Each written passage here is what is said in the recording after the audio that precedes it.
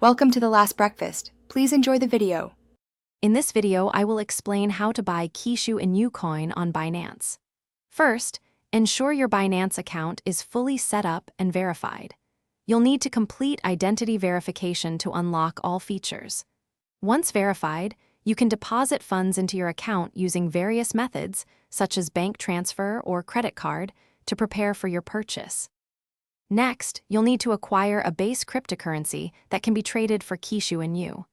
Common choices include Binance Coin or BNB or Tether, also known as UST. Head over to the Buy Crypto section on Binance and select your preferred base coin. You can use your deposited funds to make this initial purchase easily. Now it's time to find Kishu Inu. Navigate to the Trade section and select Spot Trading. In the search bar, look for the Kishu Inu trading pair, such as Kishu versus UST. You can then choose your order type.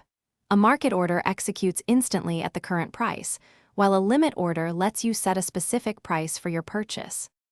Finally, enter the amount of Kishu Inu you want to purchase. Double-check all the order details, including the price and quantity, before confirming. Once your order is executed, your newly acquired Kishu Inu coins will be securely stored in your Binance Spot wallet.